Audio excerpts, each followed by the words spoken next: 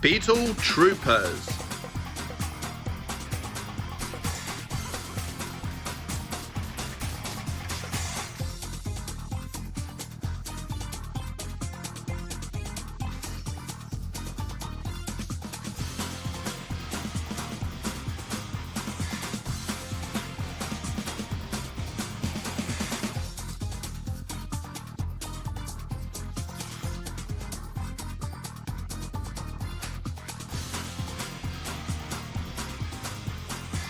Episode 3. Dimension Difficulty. Inside Taylor Steele's lab, the computers roared to life, casting an aura of light across the room, with banks of monitors lining the walls. A mysterious wooden door swung open, revealing the entrance of Drew, Roland, Ryan, and the eccentric Flabber. Hey! Whoa. This is your father's lab? Looks so retro, remarked Drew. Back then, it was cutting edge, explained Ryan. A voice from one of the monitors questioned the lack of recent visits. Ryan quickly briefed Professor Hart on the dire situation with the first troopers and the abduction of JB and Caitlin. We need to find them. Any ideas? Inquired Ryan. I'm afraid not, Ryan. My biggest problem is being stuck in here. You need a scanner to detect the VR powers, replied Professor Hart. Flabber chimed in. Now, I see where I come in. Can anyone at home see? Ryan introduced Drew, Roland, and Flabber, the mysterious being from the seventh dimension. Where's the third Borg, or trooper? Questioned the professor. She has class today. Me and Drew got a free period, Roland explained. Flabber, you think you can help the professor? Asked Roland. Of course I can. My flabberistic powers have never failed, boasted Flabber, with Drew teasing him about past mishaps. What powers are you talking about? Inquired the professor. Magic, replied Flabber confidently. I'm a scientist, not a rabbit being pulled out of a hat, said the professor. Don't worry, Professor. I'm good at the rabbit out of a hat trick. Only ever lost 4 out of 5, said Flabber. It's Flabber time. Instead of a rabbit out of a hat, let's get the professor out of that, he declared, unleashing the sparkling lights that surrounded the professor, causing him to vanish from the monitor. The light then hovered over to the 4 and revealed an 8-year-old child. Professor? Exclaimed Ryan. Flabber, what happened? Questioned Drew. Oops. I think I justined him by mistake, Flabber said, confused. What happened? Why are you all so tall? The young professor said, examining his monitor and realizing he was now a child. Oh, my good heavens. I'm 8 years old, said the professor. Magic and technology sometimes doesn't mix. Depends on who's writing, said Flabber, with a wink. Back at Hillhurst Manor, Ryan, Drew, and Roland, armed with high-tech gear, followed the little professor inside. Just here will do. I also need your trooper medallions, the professor asked Ryan. Drew and Roland revealed their beetle binders, each containing a portion of the trooper medallion. Fascinating. It should still work, the professor exclaimed as he examined the binders and started to build the scanner to locate JB and Caitlin. Meanwhile, Flabber conjured a console, and with a dramatic pull of the lever, a wheezing, groaning sound filled the air. One of the gears must be off, he muttered, as he opened a panel which revealed several gears underneath. Picking one up and examining it, it said, Made in the UK. Typical. At the university, Joe impatiently waited by a wall, muttering, Come on, come on. Suddenly, a door appeared out of nowhere. About time, she remarked, entering before it vanished. How was class, sweetie? asked Roland.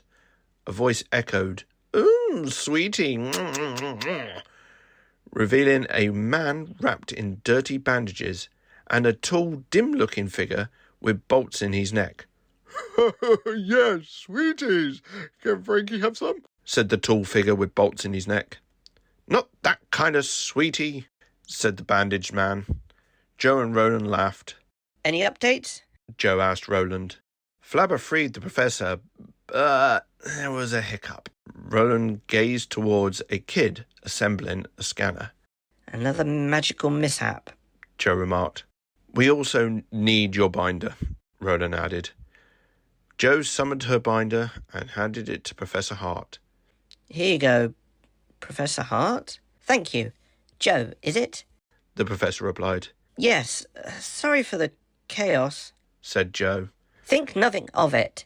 Considering I was trapped in a computer a few hours ago, this is an improvement, said the professor. Professor Hart placed Joe's binder with the others. Right, Flabber, we're ready. What's the plan? Joe asked. With my knowledge of the VR powers, Professor Hart began, and my dimensional magical powers, Flabber added. This scanner will lock onto the others, and Flabber will take us there, Professor Hart explained. Flabber placed his hands on 2 orbs connected to the 3 binders. Ready, he said. Charging the capacitors. Flabber? The professor monitored the energy flow. Now! Flabber charged the binders, and the house shook. What's happening? Said the heavily bandaged man as his bandages started to stand up on end. Oh, said Frankie, his bolts whizzing out of his neck and steam hissing out. I've got something homing in, said the professor. Sparks flew from the scanner and a portal opened. A man came flying out and hit the wall. The house jolted to a stop. Flabber somersaulted over the scanner and then silence. I'd like to take this opportunity to say no Flabbers were harmed in the making of this episode.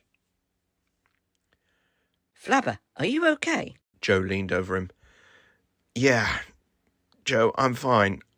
I always do my own stunts, Flabber replied. Roland, how's the guy that came out of that portal? He's out cold, but okay. Oh, great. That guy, said Flabber as he got up. Everything okay, Professor? I think so, Flabber, but I'm getting some strange readings. Where are we? Questioned the Professor. Well, nothing, Flabber said mysteriously. What do you mean, nothing? The Professor said. That's where we are. Flabber opened the doors, looking out into nothing. The new guy woke up. Oh, ouch. What happened? He asked. Good question. All we saw was you flying out of some kind of portal, explained Professor Hart. Well, that's hard to explain, he said, getting up and spotting Flabber. But I guess explaining a blue man in a velvet shirt is probably harder. That's Flabber. That's Drew and Roland, Professor Hart and Ryan. I'm Joe, she introduced. I'm Mark. And did you say that kid is a professor? Yes. Despite my appearance, I'm older than I look, the professor clarified. Okay then, said Mark. He began to tell them how he was from a different universe and that he was on the hunt of his team's killer. The last place I was Universe 19. One of the Ultra Rangers gave me this, he said, showing them his watch. It allows me to teleport 2 dimensions. I take it you were using this device, said the professor, handing Mark his dimension jumper. It was on the floor where you landed. Yeah, thanks, said Mark. Fascinating. To think. The multiverse is real. Ryan, if your father knew, it would have blown his mind, the professor remarked. Mark looked at the dimension jumper. Never seen readings like this, he said, passing it back to the professor. Yes, that confirms it. I think As we were trying to locate the dark dimension, somehow your transit from Universe 19 intersected us and... Boom! Instant insurance claim. Here we come, interrupted Flabber. So the question is, what universe are you from? Asked Mark. I would surmise we are from Universe 19. You mentioned the Ultra Rangers? You know of them? Said Mark. Yeah, been around a few months now, Roland chimed in. Possibly. It's hard to judge time as I travel between universes. Some feel longer than others, Mark continued. Mark, said Professor Hart, looking at the dimension jumper. Does this track quantum signatures? Yeah, but don't ask me how. All I know is it's like following breadcrumbs. Half the time I end up on worlds where she had passed through. Literally. Yeah, I think I understand. And I think this will help. The Professor and Flabber incorporated Mark's scanner into their scanner. Ryan approached Mark. Any chance you could help? Maybe. I get you want to catch the person who killed your friends. No worries, man. I'll help. It's the least I can do for Ryan Steele, VR Trooper. Mark cut in. You know me? Ryan inquired. Yeah, I've met heroes like you on my journey. Mass Rider, mutants, armoured butlers, and even VR troopers. Thanks, Mark. All right, everyone, hold on. It's about to get flabulous, Flabber declared, placing his hands on the orbs and infusing the binders with magic. The house shook, and then with a jolt, it stopped. We're here. In the dark dimension, Cyclone and Cybertron stared at the door that had appeared at the edge of their realm. How can this be? Asked Cyclone. No matter. Steel is close now. With our dark troopers, we outnumber them. Joe, Drew, and Mark steered themselves for battle as they prepared to face the first troopers. In your universe, what are you? Joe asked, intrigued. Mark proudly raised his morpher, revealing a coin adorned with a majestic white cross. I'm the Red Cornish Ranger. Roland grinned, excitement bubbling. Sweet, we got a ranger on our side. Flabber chimed in enthusiastically. Go get 'em, guys. Beetle Binders! Trooper transform Beetle Blast! A blazing aura enveloped the trio. Drew assumed the mantle of the Stinger Beetle Trooper. Roland transformed into the Hornet Beetle Trooper, ready to fight. Joe metamorphed into the Stinger Beetle Trooper, her resolve unbreaking. It's morphin' time! Colonel Bisficken! As the energy surged around Mark, a red suit appeared and his morpher found its place on his belt. A gold shield materialized with the Cornish crest at its heart. A sleek black helmet with a white cross for a visor appeared on his head. Another trooper? You said we outnumbered them. Exclaimed Cyclone. He's not a trooper. I sense grid energy. He's a ranger. Cybertron affirmed. It feels different. Cyclone remarked. He's not from this universe. Dark troopers, attack! Energy clones? Mark questioned. Yeah, we're not sure if they're connected to the real JB and Caitlin, Drew explained. It may not matter. Most energy clones drain life force. We need to free them to have any hope. The Beetle Troopers turned to Mark. Sorry, been around the multiverse block. Mark pressed the power coin, summoning his power sword. Ready? Let's do this, Drew declared. Drew and Roland charged at Cyclone and Cybertron, while Mark and Joe faced the Dark Troopers. Swords clashed as Cyclone thrust his weapon at Roland, who dodged and roundhouse kicked him. You have to do better than that, taunted Roland, but Cyclone blasted him. Your friend's in trouble, Sneered Cybertron. He can handle himself. Look after yourself, Drew slashed Cybertron. "Roland, catch!" shouted Drew, tossing his Beetle blaster. "Time to swap." Roland threw his trooper blade, and together they attacked. Roland blasted Psychon while Drew slashed at Cybertron. On the other side, Mark and Joe confronted the Dark Troopers. "Joe, I've got an idea, but I need to give you something." I have a boyfriend. She laughed. "Yeah, we have that meme. Here, Saba," Yes, Mark. said Mark's white saber. "Help Joe. Get me a path in there." He pointed to the dome where Psychon and Cybertron and the Dark Troopers had emerged. Right. Said Joe and Saba.